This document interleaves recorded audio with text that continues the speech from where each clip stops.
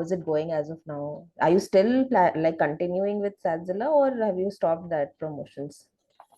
We are still on Sazila. Plan to stay there until we cross $20,000 in revenue. Hi there, I'm Priyanka and welcome to Founder Stories by ProHands, where I talk to bootstrap founders about their marketing and growth journeys. Today, I'm talking to Hrithik Kaul, co-founder of Typeflow, a tool that helps you connect your Google Docs to publish fast, SEO-ready blogs for your site.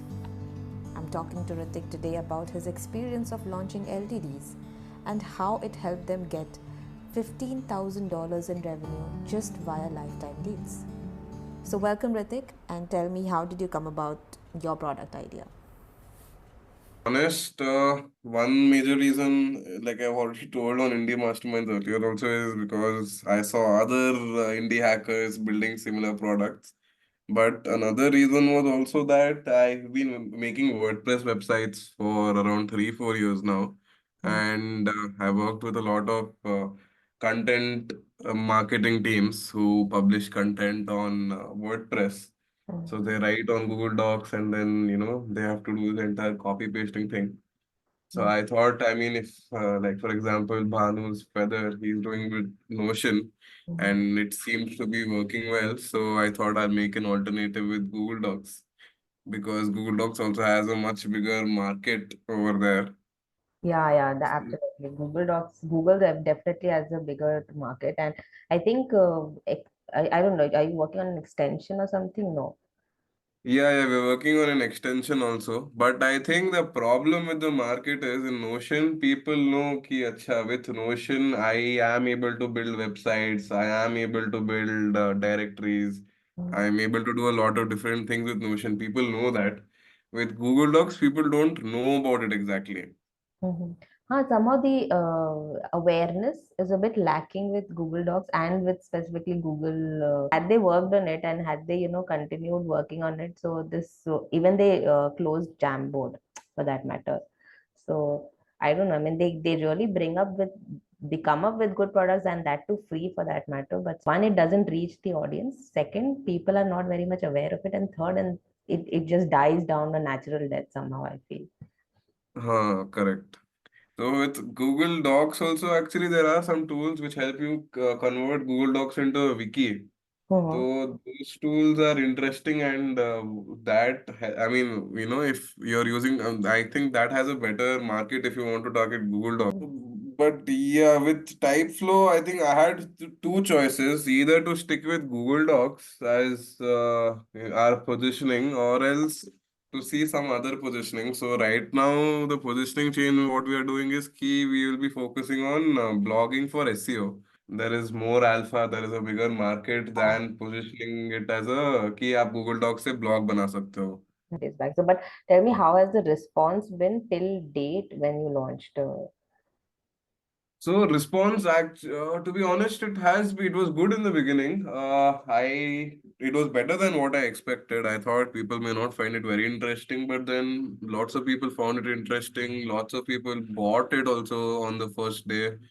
And then lots of people had many different demands, which was totally different from our roadmap. So, but then I think the benefit of being on Sasila was that the questions people asked. I mean, there was not too much attention given to us at one straight go, so that helped us prioritize on what we want to do, and it helped us make these people understand ki Typeflow is not for your use case. Like, some people wanted to use Typeflow for their personal blogs. They wanted lots of different themes related to personal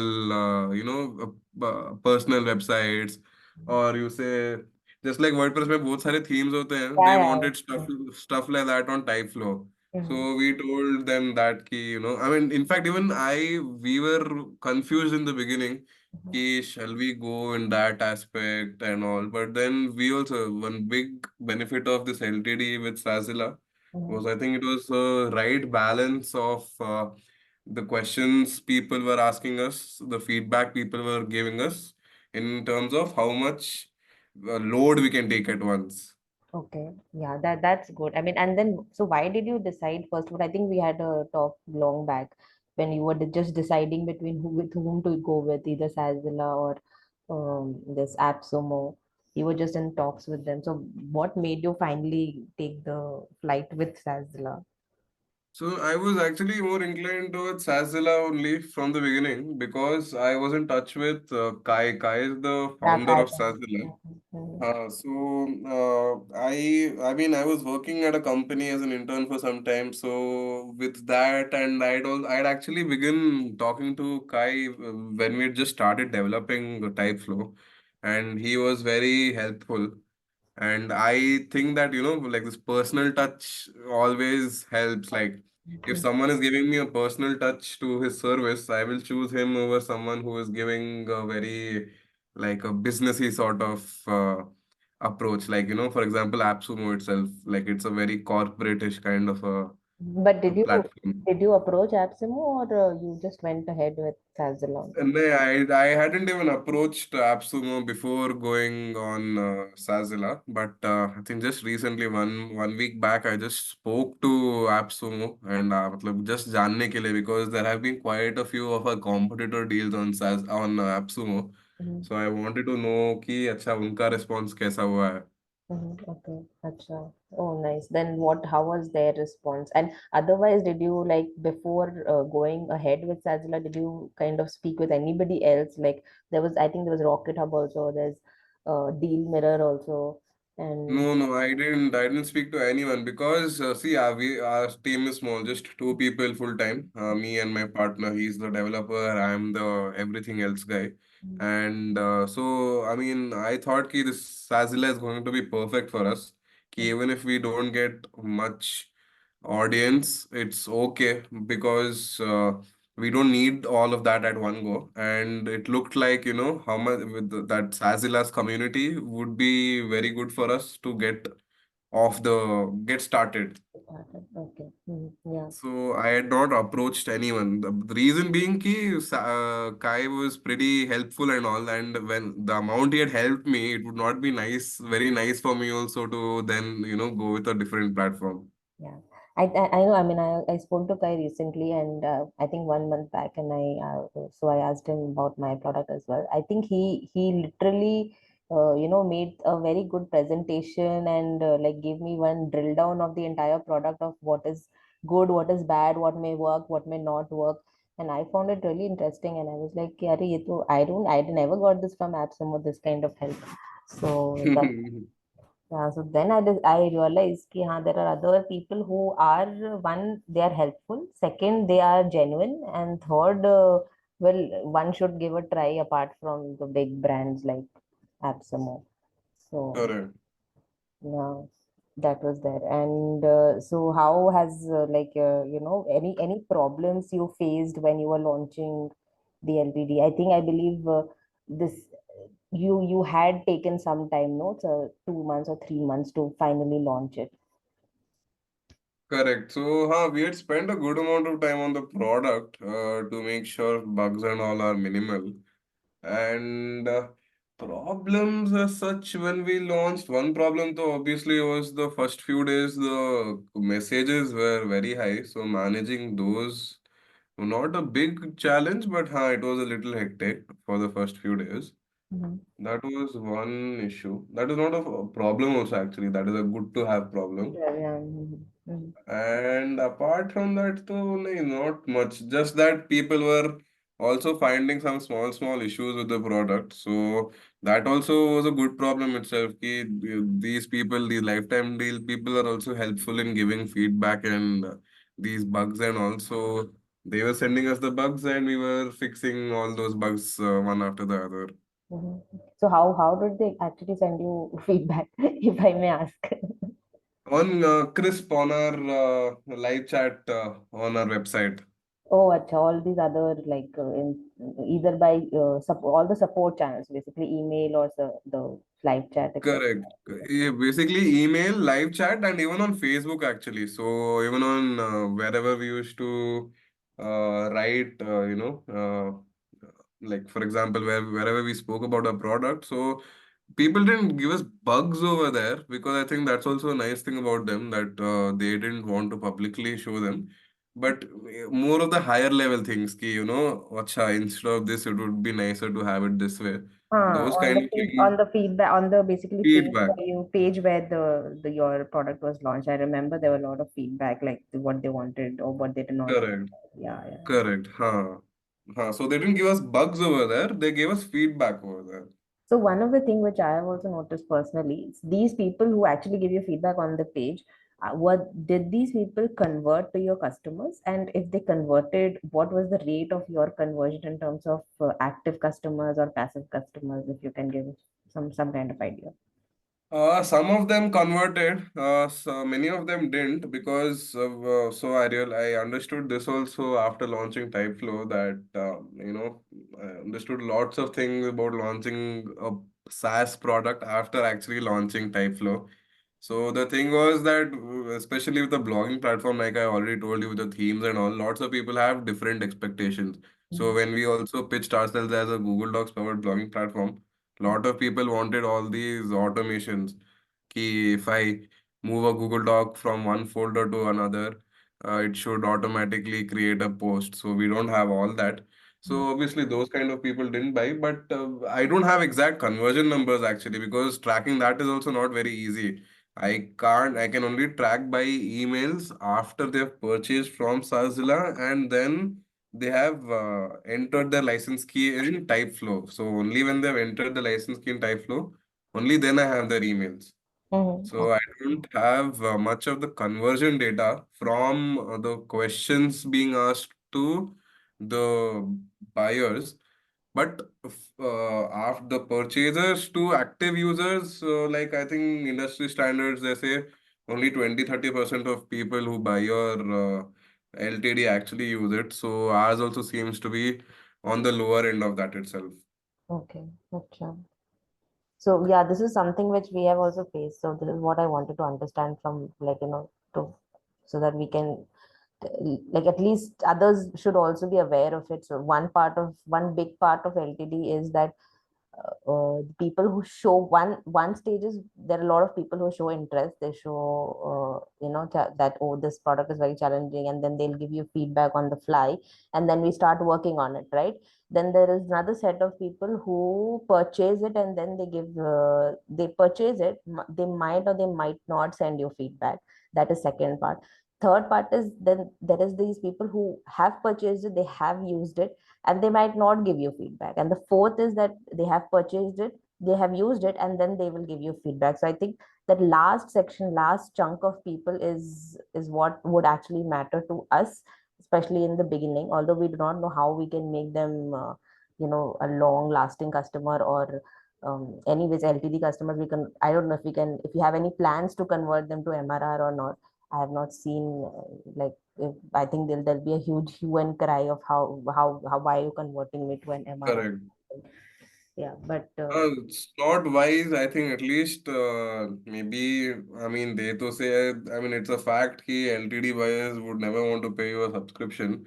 And even if you want to do that, it's, I don't think, a good idea to do that at least for a year or two until your product is actually very stable. It has some actual MRR customers. Mhm, So right now our plan was ki we will be developing and also about your the fourth point you told. So we are also doing that only. We are only taking majorly feedback of our actual customers, mhm, and the majority of the feedback from them is related to the SEO features itself. So okay. it was actually good that we launched and we understood the needs of people. Mhm, So if our competitors also actually, in fact, if you see, I mean, I don't think you should name it on your newsletter, but Blog Hunch itself, for example. mhm, So they are, if you see their roadmap right now, and if you see even their questions, they are doing everything at once. mhm. So they may Everything have at a once, bigger right? Everything at once as well. like they're doing many things at once. So they started as a blogging platform, but they're now also doing courses. They're also doing ebooks. They're also making many themes in. Oh. Mhm, They're making many themes for their blogging websites, mhm, and they're also adding more SEO features. mhm, So the that when you start doing that, you will be average at everything, but you will not be really good at any One one thing. thing. Yeah, exactly. True, true. So So that was a Hmm. Yeah, yeah. Mhm. Please go ahead. Please go ahead. Yeah. Yeah, so that's what I that was a good learning for us. Ki, we actually got some time. So all of our buyers also were not very pushy. They were not. I don't know if this is a Sazilla, this is because of Sazilla or is it the same on AppSumo also. But our buyers were pretty nice. They didn't push us कि मेरे को ये feature एक हफ्ते में चाहिए वरना मैं refund कर दूंगा and all. Or most of them are very nice people. So this reason made us I mean, these things made us understand ki what we need to actually focus on and doing what kind of things will actually help us get MRR from some other customers. Mhm. So have you experienced users or customers who want to use the platform as of now, like with all the features, because they are paying, they want to use it as it is right now, that I should want all these features and I want to use it right now, or otherwise I'll go to the competitor. Or there are users who are like, since I am taking purchasing an LTD deal and there are these things on the roadmap, so I'll wait for the time being and see how it pans out, and I will stick with the platform. Yeah, it's a mix actually. So there have been some people who bought us and told ki I will stick on with you guys. They started using our product already and they told us ki we will continue to stick on to you if you add these features in the coming weeks or months. Otherwise, it looks to be difficult to continue using Typeflow, which was understandable. Mhm. And again, most of these features were relevant to our roadmap. So that was not a issue for us. We started implementing those features one after the other. Mhm. Okay. And there have also been some people who have told ki, I will consider buying it once you have actually implemented these features. Yeah, yeah. So we have personally experienced these kind of buyers who wanted like CNAME, for example, right? And we did not have CNAME Mm-hmm. at that point of time. And a couple of them bought it, and then a couple of them said that, well, we'll wait till the CNAME comes. And so we were like, okay, fine. We'll once we have the CNAME, because that was in our roadmap. So we will, and in AppSumo they don't give you a user's info, so you can't reach out to them till until unless they have redeemed their code. So Correct. so there was no way to even inform them that, well, we have already launched with CNAME, so you can come back and try it out or something like that. So yeah, there was a good mix of, and then there are a lot of users. What we have experienced is they come and they anticipate that, well, I will get all of these features ready, up and ready right now. I should have all of these features. So you cannot get those features in an LTD deal, right? You have to wait for a couple of times till we build those features. So there were those kind of people also who then took a refund after that. It was like, well, I'm getting a competitor's deal, because there is another competitor who has actually bloated his entire product, like you said, with everything whatever people wanted. So we didn't want to Mm-hmm. go that way. So we're like, "ठीक है, if that suits you better, be it as may." So Right. that's one of the things that we also faced in the beginning. So if I may ask, how has been your refund till date? Refund rate is on the higher end only. I think it's around 20%. Hmm. Okay. So I think the reason also for this is because a lot of the refunds are during impulse buys, like when there are discounts, Mhm. and then when the discounts are ending, people just buy it and they're like, "Acha, dekhte hain." So there are a lot of people who have bought it and also refunded without even activating their license. Mm. This also happens. This absolutely happens. I was like, if somebody has not activated his license, well, you can take a shot that this person is not going to be around. Uh, Like not and I everybody, think it but is, majority. Yeah. sorry? No. Not correct. And I think that is okay. I mean, like, sabko please karna, it is not Not. easy.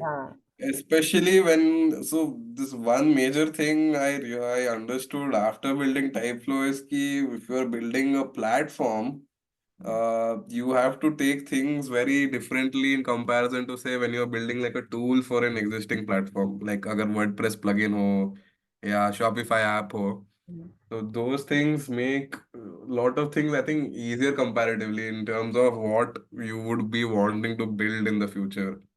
So how does it? What did you understand? What is the difference between both of them? Like for example, now in Typeflow, I'm building an entire blogging solution. Then people are asking me internal linking. They're asking me these Yoast SEO, rank math type of SEO features, Mm-hmm. and then they are asking broken link checkers. Mm-hmm. So now with AI, they are also asking for like AI alt tags and meta description title generators with AI, and Wow. also AI translations. Mm. So I have to build all of these features Have you in thought about integrating other systems in order to, fasten this process? integrate other systems as in?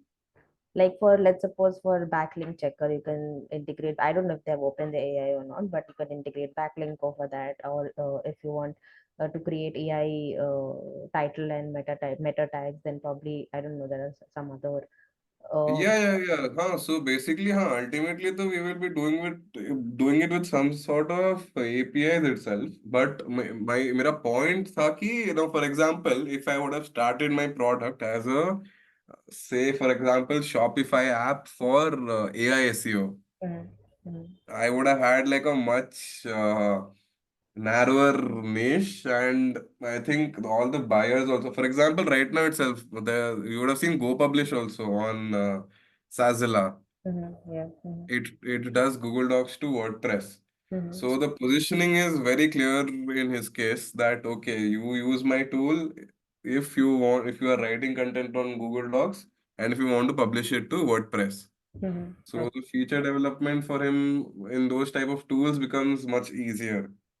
Yeah, so it becomes very niche and very concentrated towards just for just the WordPress platform. Yeah. Correct. One industry. I think that's what I mean. Both have their own advantages and disadvantages. But also one thing, if I had to start today, I would have started with a tool for an existing platform Mm-hmm. instead of building my own platform. Okay. Yes. I mean, yeah, that's one thing. Like, building a micro-saas is always somewhere where you can. But wouldn't you call this also a micro-saas in some way or the other? Yeah, it's a micro SaaS only, but Yeah, the but thing is, I feel it would be faster, easier to get traction if I would add this on top of an existing platform. Mhm, Abhi, the problem with Typeflow is also key. I have to make people move their. I have two types of people I can get in who are starting a new blog. तो ठीक है उनके लिए तो easy है like उनके पास blog ही नहीं है, so I'm telling them कि okay you start a blog with us, and almost all of our customers are in that category. mhm, Now, if there are all these existing blogs जहाँ पर भी है like on WordPress or on Webflow CMS Framer, mhm, it's not very easy to make them shift to Typeflow. Magar, for example, if I would have made Typeflow like like a Shopify app, like I already told you, mhm. I didn't have to worry about all this कि आप अपना platform shift करो वो सब. You remain where you are, and मैं आपको अपना additional features Other आपके platform. existing platform पे दे दूंगा.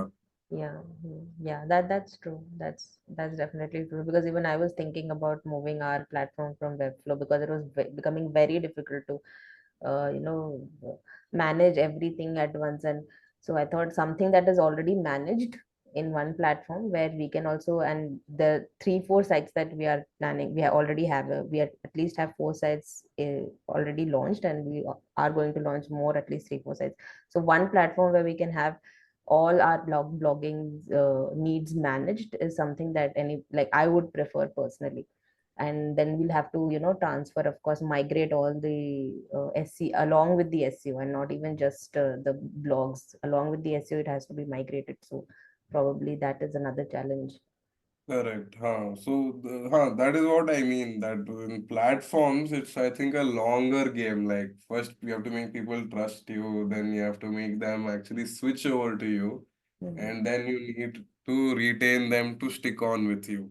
Yeah, so Lots of these things become easier in tools. yeah, absolutely.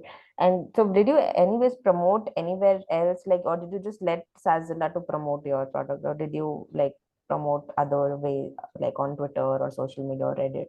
Did you try other And to platforms? I tried Reddit in the beginning, but Reddit though was sort of like a pretty much disaster for me. And this was before doing the Sazilla lifetime deal. Mm, So on Reddit, like like everyone does product launches ki हाँ मैंने ये product बनाया, have a look at it.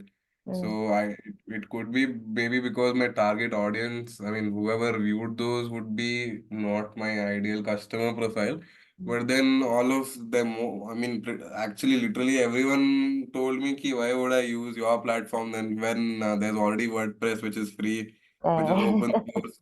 Or else, even if I want a simple blogging solution, I will use Blogger. Why should I use you? mm, So that was a little demotivating. That was very demotivating actually because we had spent a lot of time also on building Typeflow.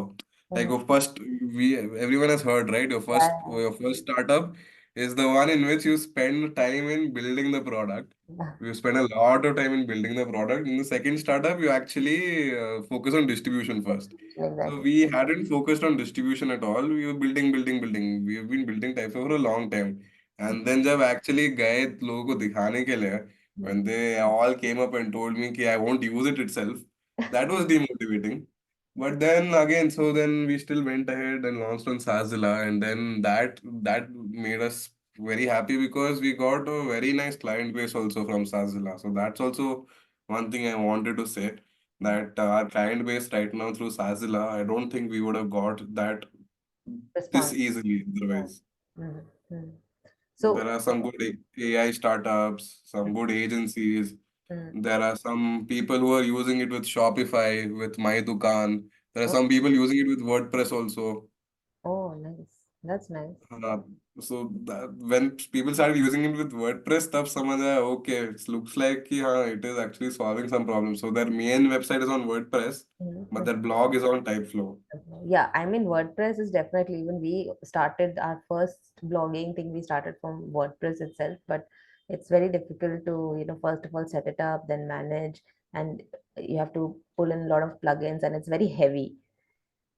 So, Correct. but yeah, so if something is all manageable, and if it's not so heavy on the side, then there comes another option. So that is why Feather and Superblog, all of these are doing really well. Right, right. But I think again, see, I mean, so one-on-one only again, but I mean, yeah, they're indie hackers only, and they're much obviously like they are much well off than me right now, but they are also still at like $5,000 around with their product. Mhm. And I also feel कि इसका भी reason is because they are building a new platform. For example, if they were doing this as a plugin for existing solutions, Mhm. they could have been bigger right now. Mhm. Yeah.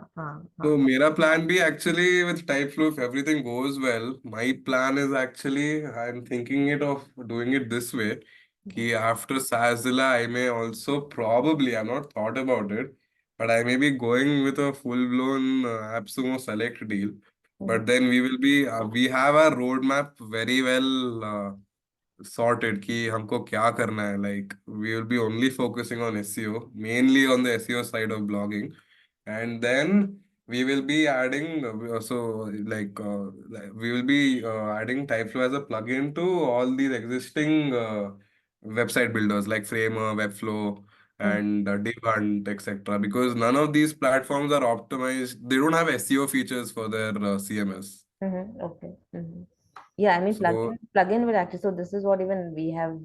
This is the way we have also thought that all the other platforms. So it's like taking advantage of their audience base and putting our product, sticking our product there, so that those audience can at least our product will be available and visible to those audience base, instead of just trying to sell the platform by itself without any taking advantage of any other audience or any other platforms. It's rather that you take one by one each and other every other platform where actually people are blogging, where actually people are using for their websites, and you can try and pitch that, take the advantage of their audience, take the advantage of their entire ecosystem, and start. uh, वही ecosystem is the main thing that I wanted to refer to all this time. कि the advantage of the ecosystem all these platforms have, Mhm. like as indie hackers and all, we should try to take advantage of those. We should This is try to take maximum advantage of those. so because this will end in another 5 minutes. So what are your end like last thoughts on LTD, and what is there something that you would have known initially before launching an LTD, and you might want to tell people about it that you didn't know about it, is what I'm asking. Somebody would I have think told you, and oh my God, this was like a light bulb moment. Oh, I wish somebody would have told me this. Yeah. so. I think if you are very confident about your target audience, which is a niche, and if you don't mind waiting for like months or maybe a year or two to get actual good sustainable recurring revenue, then you should not consider lifetime deals at all, because your niche's audience itself will help in promoting you, and you wouldn't need an LTD for that. But then, if that's not the case, if you're still not very sure about how you're going to go to the market to get customers, and you're not very sure about whether your product is validated properly or not, if you need insights from people, if you need help to get you initially off the ground and get started off with your product, then lifetime deals is like a very, very good option, even though it has its downsides. Its advantages also seem to be pretty good to me.